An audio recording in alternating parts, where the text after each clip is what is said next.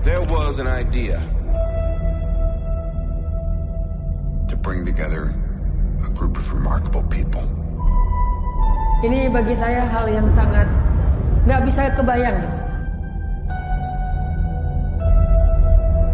Spirit jamaah itu bukan cuma datang rame-rame. Kalau cuma kumpul, jangankan Anda tuh di lapangan bisa kumpul. Kamu, saudaraku.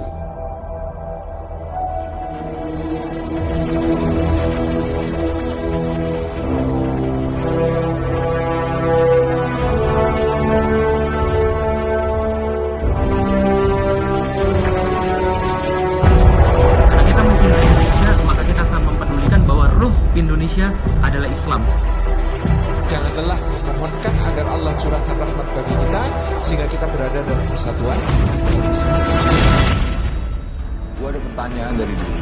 Biasanya di depan sofa itu TV, ini kenapa jendela ya? Katanya TV adalah jendela untuk melihat dunia. Gue udah trauma dibohongin terus sama TV. Ya gue lihat aja jendela langsung. Lupa ya, zaman sekarang kalau mau berantem pakai internet, perang lewat media. Oleh sebab itu adik-adik terus kita akan bertarung di alam maya. Jadilah kamu bagian daripada Muslim Cyber Army. Kenapa? Karena para musuh-musuh Islam tidak akan pernah selesai untuk mendiskreditkan umat Islam melalui sosial media. Semua informasi tentang Islam, semua informasi tentang ayat-ayat Allah, sebarkan lewat handphone kamu, broadcast. Jadilah kalian tentara-tentara Allah yang akan menyelamatkan agama Allah. Bukan dengan senjata, bukan dengan pistol, bukan dengan senapan, bukan menjadi sniper, tapi menjadi army cyber, tentara-tentara. Pernah nggak kita bertemu sama orang, lalu kita betul-betul pasrah? Ayo Pak, tolong saya Pak. Ayo Bu, tolong saya Bu. Kalau saya nggak ditolong Bu, bahaya Bu. Tolong Bu, anak saya udah mau dikeluarin Bu. Tolong Bu, tolong dengan segala kerendahan saya mau kerja apa aja dah Bu. Tolong Bu, saya bisa jadi pembantu di rumah Ibu, nggak apa-apa, nggak usah dibayar dah Bu. Tolong Ibu bawa anak saya ke rumah sakit. Pernah begitu? Pernah sebagian dengan cerita yang berbeda, pernah dengan cerita ragam berbeda, pernah. Kenapa kita tidak di hadapan Allah seperti itu? Kenapa kita tidak berada di hadapan Allah seperti itu? Kita bilang sama Allah, ya Allah, aku redo salat malam, redo, saya akan lakukan itu ya Allah. Tapi tolong angkat suamiku ya Allah, bilang seperti itu Bu. Ya Allah, aku redo puasa Senin Kemis, aku akan melakukan apa aja, begitu kan? Tapi apa ajanya bukan ke orang, tapi ke Allah. Ya Allah, ngomongin ke Allah, apa yang kau seru ya Allah, aku ikut. Wailul likulli humazatil lumazah. Celaka bagi orang-orang yang suka mengumpat. Humazah lumazah itu bukan cuma mengumpat ya. Gibah itu humazah, mencela itu lumazah. Kata-kata jorok termasuk di situ. Membicarakan orang lain termasuk di situ ya, pada keburukannya. Nah, ini sifat perempuan. Laki-lakinya sibuk kerja dunia, ngitung-ngitung harta, lupa ibadah gitu. Maka perhatikan ancamannya. Jangan pernah kerjakan. Orang seperti ini kami akan sediakan tempat pulangnya di akhirat neraka yang spesial. Namanya hutamah, yaitu sifat api neraka yang tidak akan pindah saat membakar kecuali sampai matang dulu ke dalamnya. Tangannya diikat, kakinya diikat, dan cara membakarnya itu dilas dari bawah. Dan dia nggak akan pernah naik sampai matang dalamnya. Matang ini sembuh lagi. Begitu naik, maaf, dia akan membakar sampai otak yang paling dalam. Ini disebut wa'id. Disebut wa'id.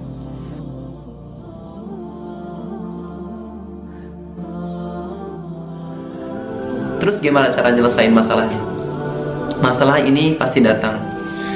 Ketika kita nggak bisa menghadapi masalah, bukan masalah itu yang salah, tapi kita yang salah. Kenapa? Karena kita nggak mau belajar untuk menghadapi masalah.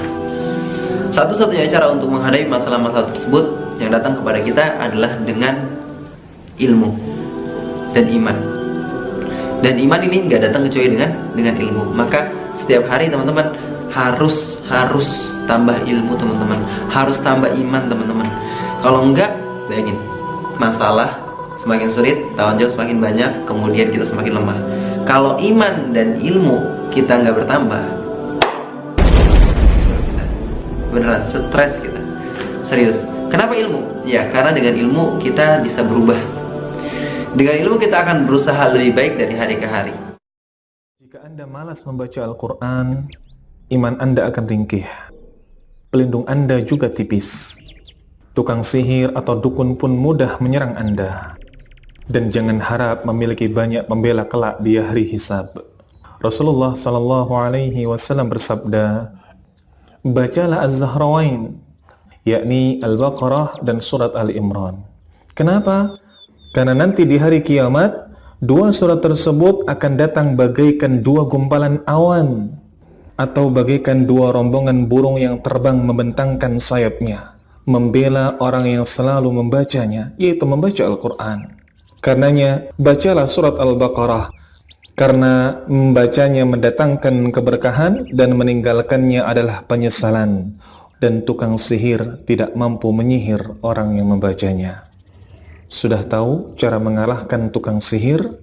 Bacalah Az-Zahrawan. Ada satu hal yang perlu kita coba sadari betul dan kita bangun di dalam diri kita, bahwa cinta itu adalah anugerah dari langit, bahwa cinta itu adalah pemberian dari Allah Subhanahu wa Ta'ala. Dan gak mungkin Allah memberikan rasa cinta yang membuat seorang hamba bertambah dosa, itu gak mungkin. Yang menambah dosa, yang menambah kejauhan kita dari Allah Subhanahu wa Ta'ala, pasti bukan cinta. Jadi kalau ada rasa yang buat kita gak khusyuk dalam sholat, pasti bukan cinta. Kalau ada rasa yang bikin kita jadi sakit hati, pasti bukan cinta. Kalau ada rasa yang kemudian bikin kita malah melakukan perbuatan-perbuatan yang Allah gak suka, pasti bukan cinta. Itu disebut dengan wasawisyus syaitan yang ada di dalam hawa nafsu manusia. Sedangkan cinta semuanya berasal dari Allah Subhanahu wa Ta'ala. Kita ini kadang-kadang pede, terlalu lewat pedenya. Sujud nggak pernah, sama ulama jauh, sama habaib jauh, ke taklim nggak pernah datang, tiap hari bergelimang dosa. Begitu kena musibah, nyohor. Gua lagi diuji nih. Siapa yang nguji? Lo. Lah kagak sekolah, ulangan. Mau naik kelas berapa nantinya? Yang diuji itu yang beriman. Ayolah kita introspeksi. Kalau diuji, bukan saja harus sabar, tapi harus lulus. Kalau ditegur, introspeksi, perbaiki yang kurang, kurangi yang berlebihan. Nah, kalau dipersekutin, udah bukan istighfar lagi, taubat mestinya udah itu.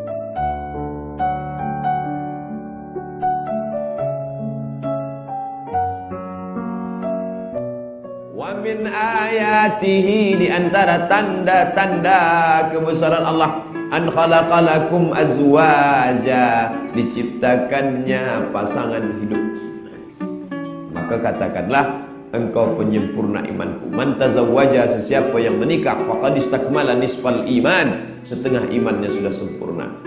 Maka dari awal-awal itu mesti difahami, Allah pertemukan aku dengan engkau supaya imanku sempurna. Lelaki yang sudah salat, yang sudah ke masjid, belum menikah, imannya baru setengah. Manakala dia bertemu dengan istrinya, sempurna. Hei yang mengharapkan surga Firdaus, yang tidak ingin ada hisab, yang ingin dengan Rasulullah, kami bertanya kepada kita seluruhnya, sampai dengan 10 Zulhijjah 1438 Hijrah ini, tanyakan pada diri kita, dari sekian ruku, ribu ruku dan sujud yang kita kerjakan, berapa persen bacaan sholat yang kita pahami sampai dengan hari ini? Jangan-jangan ruku nggak ngerti yang dibaca, sujud gak paham yang diungkapkan.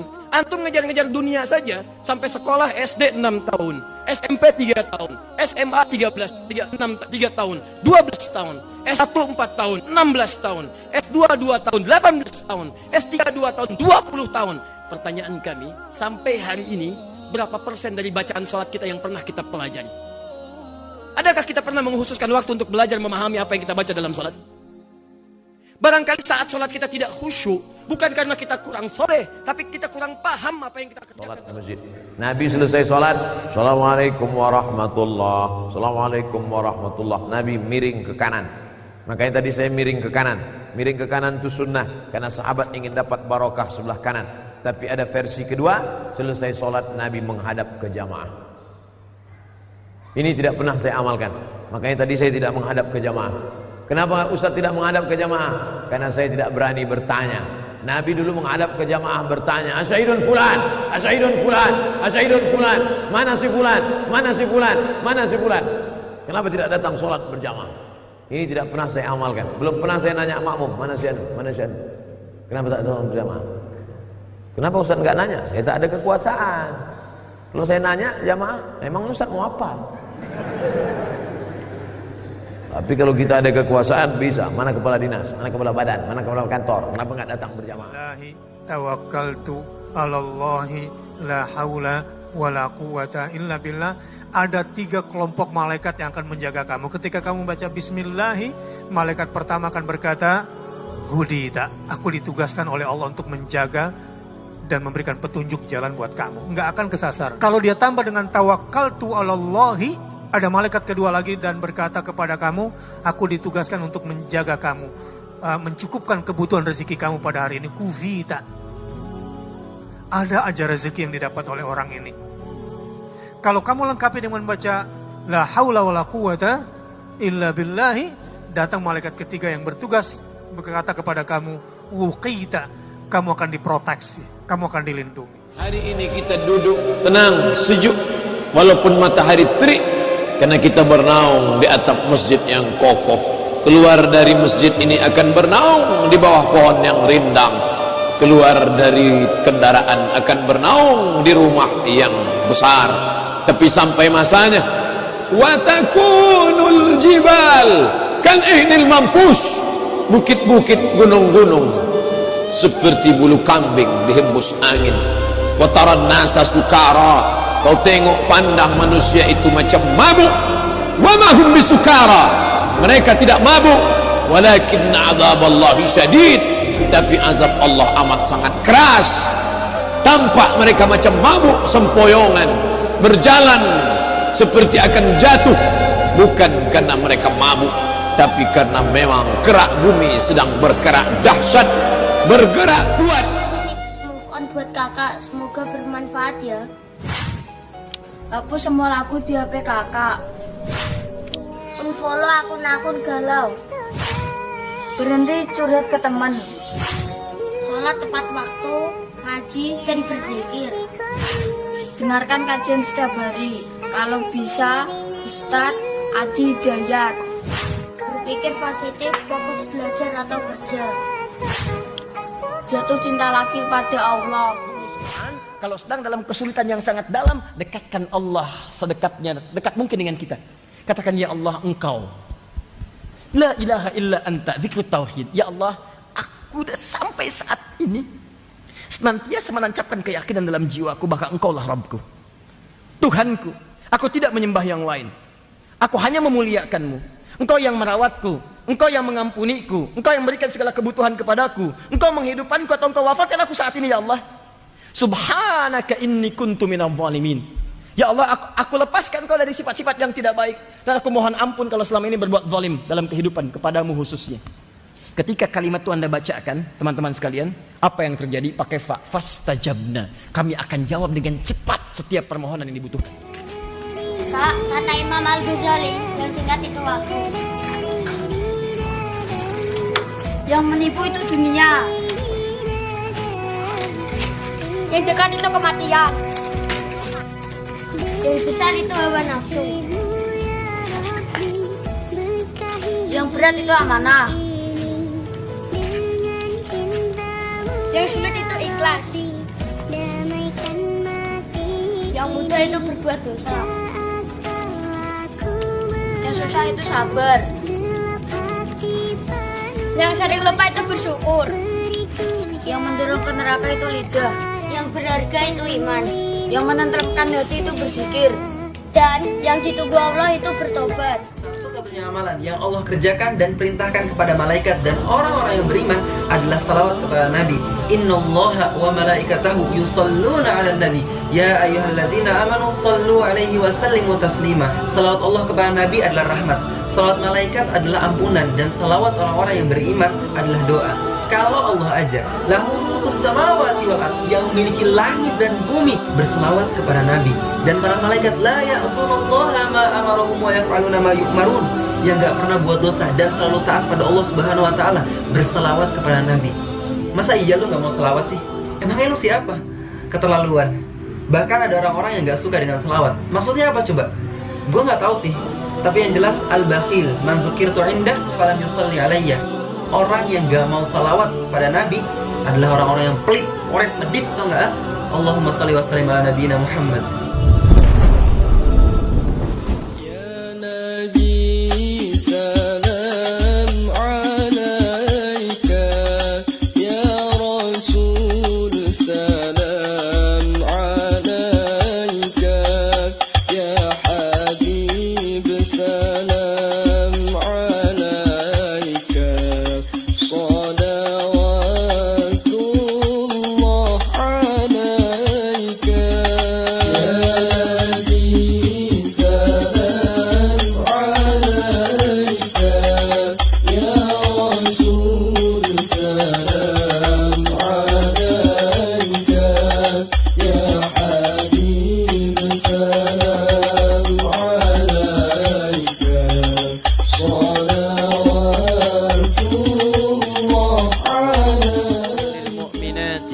Katakan pada perempuan-perempuan yang masih merasa punya iman, yaghdudna min absarihinna, jaga pandangannya.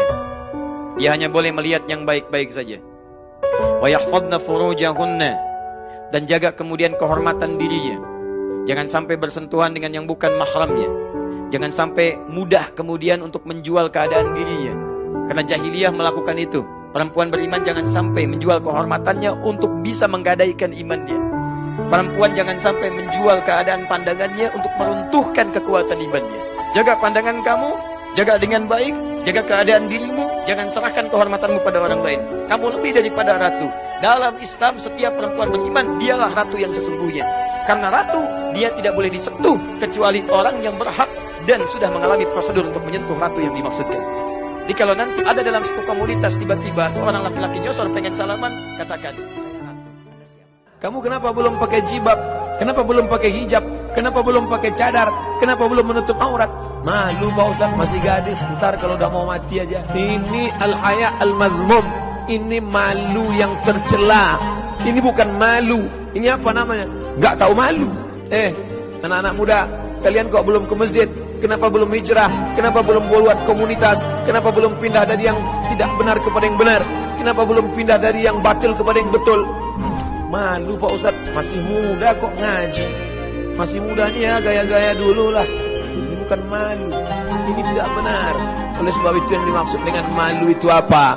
Malu umur panjang tapi belum ibadah. Malu lama hidup tapi nggak pernah ngajak orang buat baik. Malu sudah tua tapi nggak bisa baca Quran. Malu punya anak banyak tapi nggak ada yang soleh dan solihah. Malu sudah banyak harta tapi tidak dipakai. Armies, all your fighters, all your tanks, and all your soldiers against the boy holding a stone, standing there all alone. In his eyes, I see the sun. In his smile, I see the moon. And I wonder, I only wonder, who is weak and who is strong, who is right and who is wrong. And I wish, I only wish, that the truth has a tongue. Saya pernah melakukan dosa besar, masa lalu yang kelam. Tolong pencerahan buat saya Pak Ustaz agar ke depan menjadi lebih baik. Pertama, taubat nasuha. Ma min muslimin yuznibu dzamban, kalau ada orang buat silap salah dan dosa, summa yatatahhar, mandi. Mandi paling bagus, mandi taubat. Summa yusalli rak'ataini, yusalli sunnatat taubat, rak'ataini lillahi ta'ala. Summa yastaghfirullah. Banyak-banyak istighfar, minta ampun kepada Allah. Banyak-banyak sedekah. Wa asbi'is sayyi'atal hasanata tamhuha. Iringilah hidup masa kelam masa lalumu dengan perbuatan baik. Mudah-mudahan itu mampu menghapuskannya. Banyak-banyak ikut pengajian. Ibu-ibu perempuan ikut grup wirid Yasin. Bapak-bapak buat komunitas hijrah. Anak-anak muda ikut. Karena kalau tidak kita akan hanyut. Tak tahu entah dibawa kemana.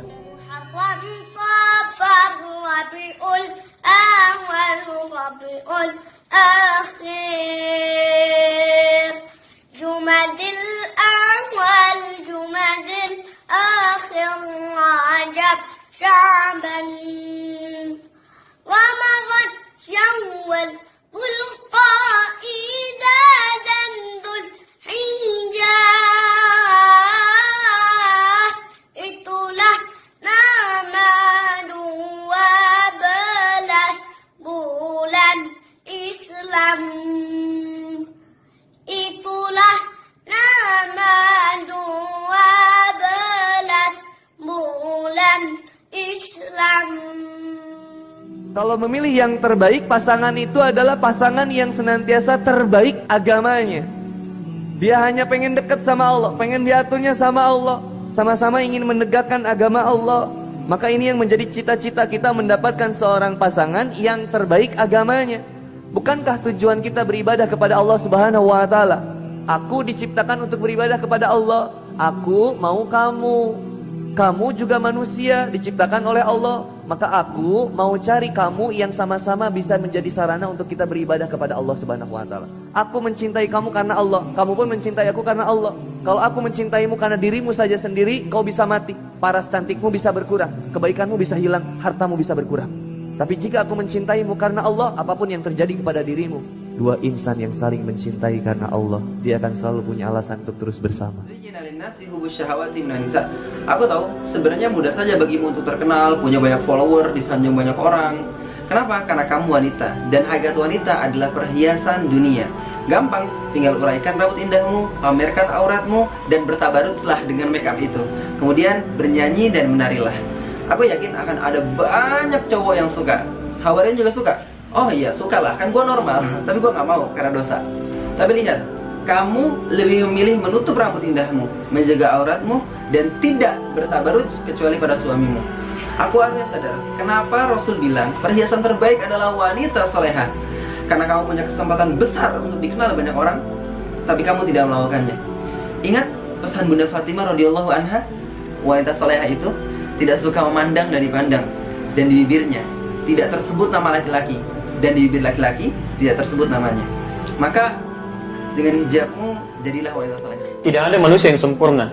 Barangkali semasa hidupnya pernah melakukan banyak tindakan maksiat, salahnya banyak, keburukannya banyak, pernah bahkan celah orang, pernah bahkan melakukan perbuatan yang tidak terlukiskan. Tiba-tiba selalu ada sentuhan untuk berubah. Pernah merasakan titik ini, terfikir untuk berubah misalnya, itu tanda pertama dari Allah yang menginginkan kita berubah jadi lebih baik lagi. Jadi kalau Anda pernah merasa misalnya, lihat orang ikut taklim, tiba-tiba ada getaran pada Anda, saya kapan begitu ya? Nah itu bahasa itu ketika sampai pada lisan Anda, masuk ke hati Anda, itu tanda langsung dari Allah meminta Anda untuk berubah. Saya sangat punya keyakinan bahwa saya dan kita semua di sini tidak ada yang tidak punya dosa. Barangkali kita punya latar belakang yang kelam, gitu kan?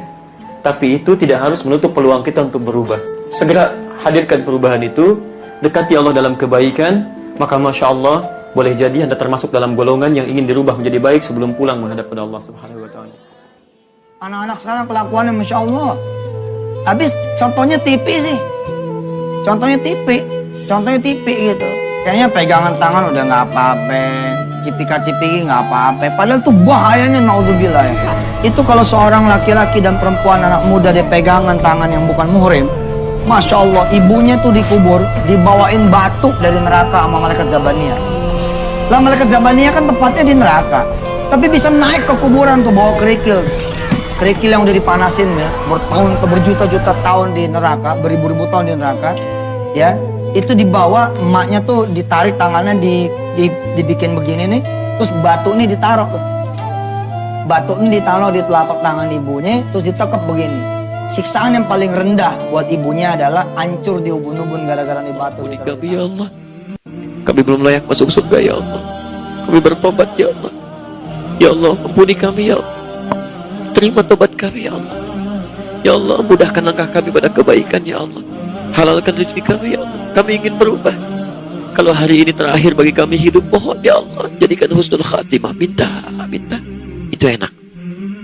Kalau nggak percaya, coba malam ini. Anda bangun malam, Anda pasang alarm, minta kepada Allah. Coba. Kadang-kadang Anda merasa nikmat tidur, tapi ada yang lebih nikmat ketika Anda bisa bertobat di hadapan Allah Subhanahu wa Ta'ala. Saya sarankan ayo berhijrah, dekati Allah dengan kebaikan, dan ada caranya untuk berhijrah yang lebih baik, yaitu sesuai dengan tuntunan Rasulullah SAW. Jadi kalau seseorang berbuat maksiat, sadar atau tidak sadar, maaf ya, itu akan mengurangi motivasi imannya, sekaligus akan menurunkan amal solehnya. Dulu ke masjid, sekarang jarang ke masjid.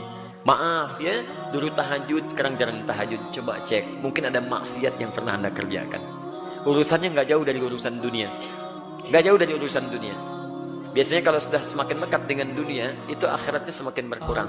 Anda mengejar sholat, tidak akan mengurangi rezeki Anda. Kita sering sampaikan rumusnya di Quran surah 53 misalnya ayat 48. Wa annahu wa agna wa aqna. Dia Allah akan menjadikan antum kaya atau cukup. Sifat Allah itu nggak akan mengurangi rezeki. Sifat Allah itu mencukupkan rezeki. Yang menjadikan kurang itu antum yang tidak pernah merasa cukup dengan rezeki yang Allah berikan. Kenapa tidak merasa cukup? Karena kurang dekat dengan Allah. Banyak maksiatnya, banyak dunianya. Itu yang menjadikan mungkin dia juga galau, mungkin dia juga lelah, mungkin dia juga sedih, mungkin dia juga khawatir. Tapi begitu diingatkan dengan nama Allah, tenang ada Allah, tenang Allah membantu. Bukankah semua itu di tangan Allah? Langsung dia menjadi tenang. Itulah mukmin. Sedangkan orang yang tidak beriman, walaupun dia mengaku mukmin, walaupun KTP-nya Islam, tidak berhasil menjadi tenang dengan disebutkan nama Allah. Itu nggak ngaruh buat dia. Dia tenang, ketenangan dia cari jauh-jauh dengan jalan-jalan. Dia mencari ketenangan itu dengan belanja. Dia mencari ketenangan itu dengan menonton. Dia mencari ketenangan itu dengan mendapatkan uang yang banyak. Dia mencari ketenangan itu dengan ketemu teman. Dia mencari ketenangan itu di semua tempat kecuali di langit. Dan dia tidak akan mendapatkan ketenangan yang sejati. Pada akhirnya dia tetap akan mengeluh. Anda ingin pinjam uang. Teman Anda si A punya 50 juta. Teman Anda si B nggak punya uang. Anda mau pinjam kepada siapa? Si A yang punya uang. Masya Allah. Kenapa? Karena dia punya, Anda dekati, Anda kemudian mendapatkan bagian yang mungkin Anda mintakan. Dekat dengan si A, berpeluang besar Anda mendapatkan pinjaman. Maka ketika Anda dekat dengan Allah, apa yang tidak bisa diberikan oleh Allah? Gak punya batas. Makanya orang cerdas ketika sadar Allah yang maha mengetahui, yang punya pengetahuan, dia akan dekati Allah sebelum mendekati yang lainnya. Karena Allah gak punya batas. Yang sulit pun akan dibuka. Demi Allah saya katakan, yang sulit akan dibuka. Ini poinnya. Wa ma utitu minal ilmi illa qalila. Karena itu kalimat ilmu di Quran selalu dibuka dengan diberi. Quran surah ke-17 ayat 85, posisi paling kiri sebelah bawah. Yas'alunaka 'anir ruh, qulir ruhu min amri rabbi wa ma utitum minal ilmi illa qalila. Kalian tidak diberi pengetahuan kecuali sedikit. Diberi. Siapa yang beri? Allah. Jadi ini adab ya. Kalau antum punya teman misalnya beda pendapat dengan antum, kalau ingin menyelesaikan jangan saling cela. Enggak ada ayat di Quran untuk saling mencela. Anda misalnya mempraktekkan nih ibadah. Ada yang turun dengan lutut duluan, ada yang telapak tangan duluan, ada yang takbirnya misalnya tangannya di sini, ada yang sejajar dengan telinga, ada yang ketika yang tidak tangannya kobed ke sini, ada yang diam begini. Kalau Anda melihat sesuatu berbeda terjadi, nggak ada ayat di Quran untuk saling mencela. Quran kitab kebaikan, penuh dengan cinta. Begitu terjadi sesuatu, ayo coba duduk bersama diskusikan. Dan diskusinya bukan debat ingin saling unggul, bukan. Tapi menampilkan argumentasi yang bisa diterima dan memudahkan untuk diamalkan. Itu poinnya. Jadi kalau kemudian Anda terjadi perbedaan pendapat, tiba-tiba saling mencela, tiba-tiba ada yang saling menyakiti, berarti Anda telah keluar dari ketentuan Al-Quran. Ada yang salah di sini. Yang paling menarik kalau Anda mengatakan, saya ingin ikut Quran, saya ingin ikut petunjuk Nabi, tapi cara Anda mempraktekkan justru tidak sesuai dengan ketentuan Al-Quran dan petunjuk Nabi Muhammad SAW sebelum sholat itu sudah dikasih bocoran. Yuk sholat, aku berikan kebahagiaan. Karena itu ketika kita mau sholat, perintah Al-Qurannya, perhatikan kalimatnya. Wasta'inu. Dan jika kalian punya persoalan dalam kehidupan, punya masalah apapun, yang paling sulit pun, yang orang katakan mustahil, orang katakan gak bisa, kata Allah, ayo datang, minta solusi kepadaku, minta tolong. Bisabri, pertama, terima dulu masalah itu dengan sabar. Jangan mengeluh, karena mengeluh tidak akan pernah menyelesaikan persoalan. Anda membuat status sampai tengah malam tidak menjamin masalah selesai. Aku tidak mengira ternyata engkau seperti itu. Apa masalah selesai? Tidak, Ferguson. Utsman bin Affan masih punya aset di Bank Saudi sampai hari ini. Abdurrahman bin Auf kapaknya terbuat dari emas. Sahabat-sahabat mulia, kayanya luar biasa. Sholat dikerjakan, 5 waktu di masjid, malamnya masih tahajud. Dan indah. Karena meningkatkan takwa kepada Allah Subhanahu wa taala. Coba antum lihat burung. Keluar cuma pagi, pulang sore, rizkinya dapat. Bukan cuma untuk dirinya, untuk anak-anaknya, untuk keluarganya. Burung yang tidak dihisab, ketika dia bekerja dengan tasbih kepada Allah, dia bertasbih, dia memuji Allah, berangkatnya pagi, pulang sore, tapi rizkinya cukup untuk satu keluarga. Antum yang dihisab, berangkat gelap, pulang gelap, amalan fardu terlambat, amalan sunnah ditinggalkan. Masya Allah, pengen cepat rizkinya. Istri yang seperti Asma bintu Umais. Masih ingat Asma bintu Umais? Yang ketika suaminya datang, dia udah berdandan. Lalu ketika suaminya masuk ke dalam rumah, dia ganti pakaian suaminya. Dia bukakan baju suaminya. Udah selesai itu, dia ambil handuk basah dengan air hangat, dia usap tubuh suaminya dengan air hangat. Di kayak sauna gitu, di spa gitu, pokoknya di treatment. Wah, udah gitu selesai di treatment suaminya, dia pergi ke dapur ngambil sapu lidi kurma. Suaminya udah makan, udah di treatment, udah di khidmat habis-habisan. Setelah itu dia ambil sapu lidi kurma, dia kasih ke suaminya, wahai suamiku, jika hari ini ini masih ada yang kurang dari kebaikan dari tugasku, maka pukullah aku dengan sapu lidi ini. Tuh kalau istrinya kayak gitu, udah pakai lagu Roma Irama, istri solehah. Hijrahlah bersamaku, aku janji akan menjagamu. Hijrah itu penuh dengan kesulitan. Mungkin kamu akan ditinggal banyak teman, reputasi dan jabatan yang tak halal kau buang. Hijrahlah bersamaku, aku janji akan melindungimu. Aku rela mati di jalan hijrah ini, karena keberhasilanmu adalah kebahagiaanku. Karena berjalan bersamamu tak akan membuatku ragu. Aku akan melindungimu dari belakang ketika terlihat musuh akan menyerang. Aku akan menjagamu dari depan ketika terbayang ada jebakan. Aku ayunkan pedang saat kau diburu. Aku bentangan tameng menahan peluru. Hijrahlah bersamaku, seperti Abu Bakar yang menjaga Rasul ketika hijrah, maka aku akan menjagamu. Innal ladzina amanu wal ladzina hajaru wa jahadu fi sabilillah ulaika yarjuna rahmatullah wallahu ghafurur rahim. Kalau engkau tidak merasakan manisnya baca Quran, tidak merasakan manisnya sholat sunat, tidak merasakan manisnya i'tikaf, tidak merasakan manisnya tahajud, nikmat sudah tercabut dari dirimu. Banyak orang menyangka tidak nikmat kalau nggak ada duit, tidak nikmat kalau motor kredit, tidak nikmat kalau belum nikah. Ada yang lebih mengerikan, nikmat tercabut ketika kau tidak merasakan manisnya. Ada sebuah hadis qudsi, air laut setiap hari 3 kali minta izin sama Allah untuk menghabiskan manusia. Tapi Allah bertahan, jangan dulu. Setiap hari berapa kali? 3 kali. Menurut saya, air laut sudah sakit hati sama manusia. Benar-benar kecewa air laut. Malah ada orang berani datang ke dekat laut di pantai berbuat macam dosa dan maksiat. Seolah-olah berani lawan. Dia sudah sakit hati. Ya Allah, izinkan saya habiskan mereka. Kata Allah, jangan. Masih ada di antara hamba-Ku yang masih beristighfar. Tapi Allah kirimkan dan melepaskan air laut untuk menghabiskan manusia. Tapi tetap Allah masih bertahan. Jangan habiskan semuanya. Biar sebagian jadi korban, agar sebagian yang lain